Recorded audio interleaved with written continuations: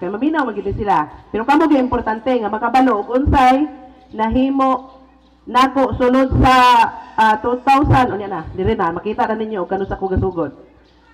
Before ko mo proceed sa akong report is kanilang pasalamaton tagdako gikan sa ganiha pasalamat naman sila. Pero ako isip pero sa gala na mo pasalamat po ko. Pasalamat ta gikan sa taas na to. Kay nagsugod ta sa atong mga pinakaamahan. Pasalamat ta sa atong pinakaamahan sa probinsya, si Governor Henry Waminal, pakpakpod. Then sa segundo distrito, representative si Kung Ando Waminal. Then naman tayo lain nga representative pod. Ato kong i-recognize si Congressman Indy Waminal. Labaw sa tanan sa ato ang mayor diri sa Usamis, si Mayor Sam. Kay og dili nga gagikan saya ang approval sa ato ang activity dili mahitabo ni nga activity. Og labaw sa tanan sa ato ang inahan sa siyudad sa Usamis sa City Council pinanguluhan ni Vice Mayor Bibi Nere. Salamat kaayo Vice sa pag-abot. Paaboton ginamo tong uban nga kauban nimo nga mga nahimaabot karon. Okay. Sugod na ko. Gikulbaan na rin ako. Pero sayang kayo atong mga report kaya di makita ninyo diha. Lami kita itong na projector. Kani challenge ni nato. Next year, dili pwede nga inaani gihapon ta. IPMR, challenge gini nato.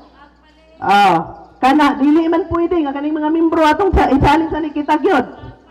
Okay, pasensya nga inaani lang sa among report. Okay. Ang una nako diri nga slide is napailag mo sa akong kaugalingon. Kaya ang wala kailan ako dapat magpailagid ko, no? Ako si Myrna Gumimod Marter, IPMR sa Galao sa aming city. Gusto ko kuan na nino. Okay, second slide is happy 28th year anniversary of Republic Act 8371. With the theme, Weaving Culture, Enriching Future, Empowering Indigenous Communities as Bedrock of Sustainable Development. Ako po siyang i-search sa Google kay hina man ko binisaya ang English si binisaya. Mao po niyang nahitabo pag-search ako sa Google ang binisaya. Paghabol sa kultura, pagpauswag sa kaugmaon, paghatag gahom sa mga lumad nga komunidad, isip pundasyon sa maluntarong kalambuan. Naum kay no? Meaning, ang ending is kalambuan gyud. Diba naa sa 5 M's malambuon? Okay, dali na ko sa akong accomplishment report. Ga-start ko og March 2024. Ang first na ko is ang otiking March 1 with council ang IPS akong barangay ako pong gi-invite. At least witness sila nga nagnumpa ko nga magserbisyo para sa tribo sa Gala. Next, sunod na to is March 1 po mo among first regular session as barangay council nako ana nga time kay before ko na IPMR is barangay treasurer ko. Anang April 28 nag-resign ko. Aron pagkaugma mahimo kong IPMR. Pagka naong no daghan kaayo posisyon. Charot. Okay, March 2 kani. Gamitin mi sa akong mga IPS kay nag-file mi og NCFRS National Coconut Farmers Registry System kay nagparehistro mi sa PCA sa amuang mga coconut farmers. Mao ni ang picture. Makita pa ninyo na antay mga ngalan diri nga nakatatak mo ni among giparehistro daghan Unya na ni makita ninyo. Dayon as Monday sa LGU magkandak og clean up drive ang per barangay. Isip komunidad sa barangay Gala nagkandak pud mi og IP community clean up drive. March 3. Pasensya ga kurog akong tingog. Isud kayo basta daghang tawo mangminaw na to. March 4 nag-submit ko og oath of office sa mga nagkalain-lain nga opisina sa syudad sa NCIP na diri picture, dayon sa DILG, dayon sa IPMR office. Wala lang sa mayor ani kay wa mi nakapa-picture. Pero ga-submit ko ani dito. Then kani siya isip mandatory representative, dili siya pwede og wala ni nga mga dokumento. Akong gi-appeal diri sa ako ang report. Na diri ang ako ang oath of office. Ang first is kuha. Kaya di man tamay mong IPMR kung wala tayo kuha. Next is oath of office and then assumption of office. Kanang tulo mag-uban gina siya. Dapat naagit ta ana. Next is March 5, submit ko NCFRS application to PCA Si Sir Tito Palangan, mauna yung focal person sa Gala, nga staff sa PCA. Next, Provincial Industry Cluster Consultative Meeting and Cascading of Cluster sa DTI, March 12, 2024.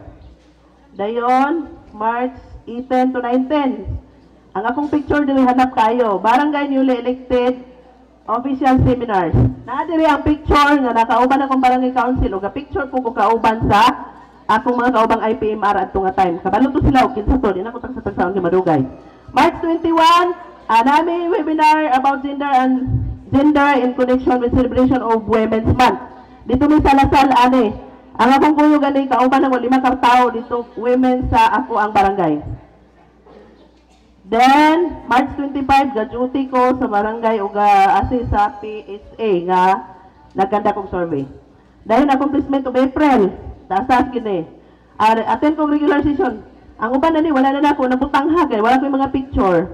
Nagtapol ko ani og request letter to Mayor for grader of road going to Tribal Hall. Og request letter appointment with Mayor Attorney Henry F. Waminal for project purposes.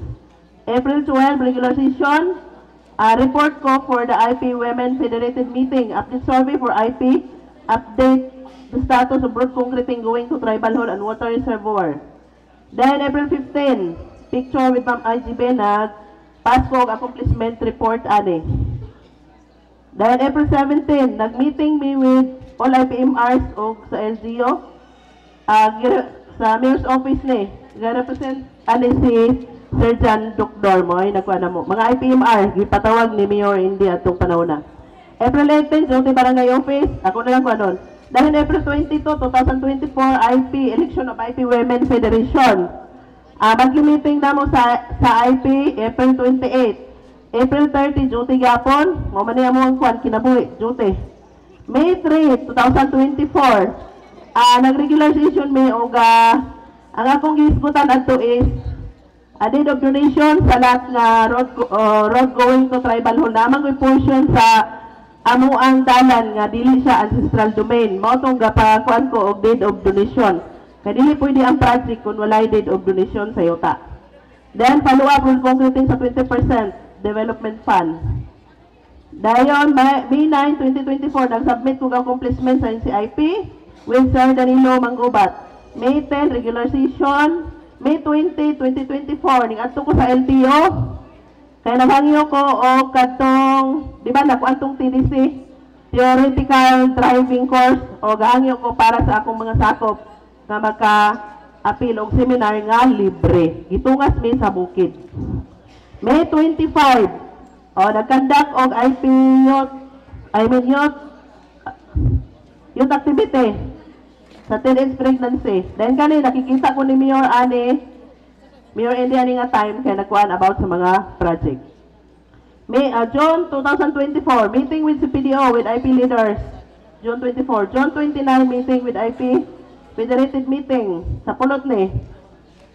June 30 monthly meeting sa IP. May July 2024. Subaning class of IP children with Lasal University giving school supplies and volunteer teachers learning materials. Nagatag ni siya og whiteboard, then mga notebook, papel ang Lasal ani nga time. Nagsugod na rin ko og tudlo. Ako mo volunteer teacher. July 9, submit ko accomplishment to NCIP. Si Mama Maricel Chin, maoy akong gisubmitan na ni. Then July 12, regular session. Then July 5, ano man eh? July 15 eh, dili ni 5. Wala na date, sorry. Kaya masok ko ang mga kapitan na eh. Variety show. Variety show in connection with 76 year of Usamis. The cluster barangay is ancestral domain. O, pakanong